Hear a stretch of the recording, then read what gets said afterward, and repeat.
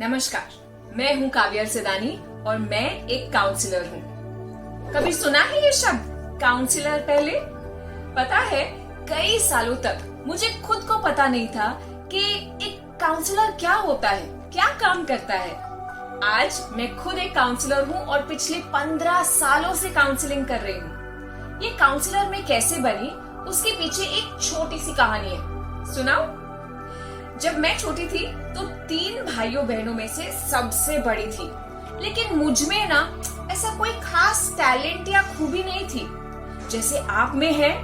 कितने सारे लोग कितने अच्छे से पढ़ाई करते हैं, ब्रिलियंट हैं, चैंपियंस हैं, कुछ स्पोर्ट्स में जलवा दिखाते हैं, कुछ जूनियर मास्टर शेफ्स हैं, कुछ पेंटिंग करते हैं, कुछ डांसिंग करते हैं, कुछ सिंगिंग करते हैं। कितनी सारी खूबियां दिखती है ना आप सब में। मुझ में ऐसी कोई खूबी नहीं दिखती थी। मैं बस बोलती जाती थी। आज भी बहुत बोलती हूँ। लेकिन तब मेरे छोटे भाई बहन बहुत स्मार्ट थे, आज भी स्मार्ट है। एक पायलट है, एक लॉयर है। तो मेरे पापा मुझसे कहा करते थे, सबका कुछ न कुछ हो जाएगा काव्यल, तुम्हारा क्या होगा, तुम सिर्फ बातें करती हो। और मैंने उन्हें ऐसे ही पूछा था, पापा काश मुझे कभी कोई बातें करने का काम दे दे। और देखिए, मैं बातें कर रही हूँ अभी आपके साथ। जैसे ही मैं बड़ी हुई तो नाराज रहती थी, अपसेट रहती थी। कभी कोई खूबी नहीं थी ना, कभी कोई प्राइज नहीं मिला था, कोई कंपटीशन नहीं जीता था, तो कॉन्फिडेंस नहीं था मुझ में।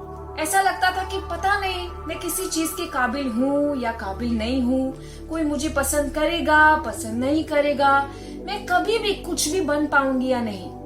तो जैसे चुपचाप रहती थी तो मुझे किसी ने कहा, शायद तुम्हें काउंसलर की जरूरत है। जैसे हम बीमार होते हैं और हम डॉक्टर के पास जाते हैं और वो हमारे शरीर का चेकअप करते हैं, वैसे ही काउंसलर्स हमारे मन और भावनाओं का चेकअप करता है। अगर हम टूट जाते हैं तो हमें हौसला देता है, अगर हम नाराज हो जाते हैं तो हमें खुश करता है ना। बहुत ही खूबसूरत काम एक काउंसलर का। पिछले 15 सालों में मैंने लगभग 20,000 से ज्यादा बच्चों और बड़ों से बात की होगी। मुझे बच्चे सबसे ज्यादा अच्छे लगते हैं। क्या चीज होते हैं बच्चे।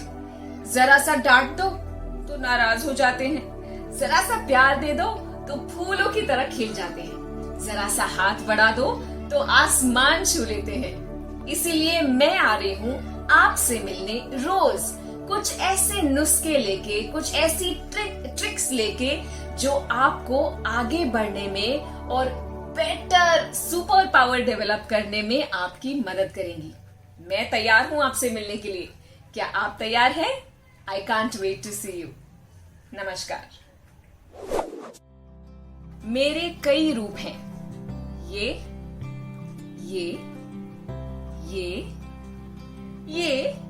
और ये भी। पहचान कौन? अरे काव्यल नहीं बाबा, गुस्सा। ये सब रूप गुस्से के हैं, एंगर, क्रोध। तो आज तो आप समझ ही गए होंगे कि हम किस चीज पे बात करने वाले हैं।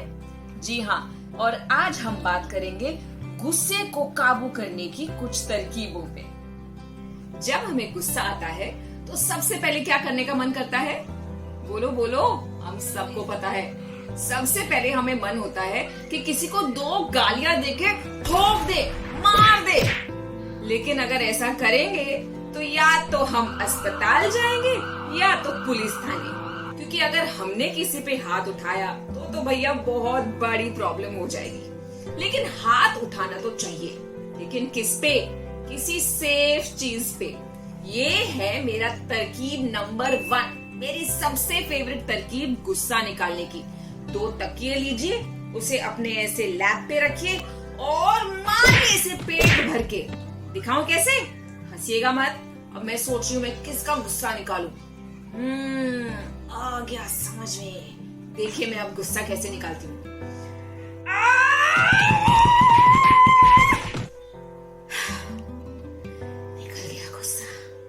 तरकीब नंबर 2, इसे बोलते हैं पुशिंग द वॉल, मतलब एक दीवार ढूंढनी है।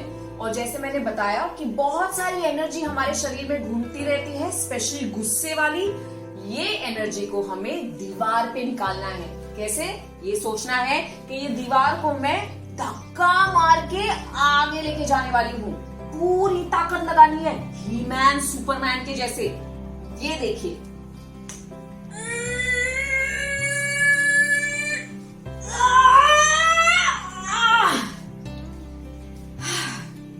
इसे आप साउंड इफेक्ट्स के साथ कर सकते हैं या बिना साउंड इफेक्ट्स के, लेकिन करिएगा जरूर। जितनी गुस्से की एनर्जी है ना, वो सब थकान में निकल जाएगी, और ये जब आप कर लेंगे तो आपका शरीर हल्का और रिलैक्स्ड और गुस्सा फ्री हो जाएगा। तरकीब नंबर 3 का नाम है ब्लो आउट, मतलब बाहर फूंक देना। सबसे पहले आपको ये सोचना है कि आपको गुस्सा किस पे आया है। सपोज मुझे गुस्सा आया है किसी राजू नाम के लड़के पे, तो राजू के बारे में सोचना है और अपने हाथों में वो पूरा गुस्सा ऐसे कलेक्ट करना है। अंदर सांस लेके सोचो राजू के गुस्से के बारे में, फिर हाथों को अपने सर के ऊपर से लेके नीचे फेंकना है जमीन की ओर, जोर से राजू का नाम लेते हुए, राजू। ये एक बार फेंक दिया, अब दोबारा, फिर से, राजू।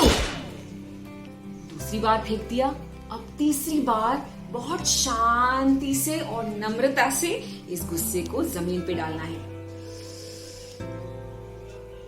राजू। ये एक्सरसाइज हमारे शरीर से उस गुस्से की एनर्जी को निकाल बाहर फेंकता है। आपकी मुस्कुराहट का और आपकी सेहत का ध्यान रखना, उसका प्रॉमिस मैंने लिया है। इसलिए आप हंसते रहिए, मुस्कुराते रहिए, गुस्से को बाहर फेंकिए, और मैं फिर मिलूंगी आपको कुछ और नुस्खे लेकर आपके शो पे। नमस्कार।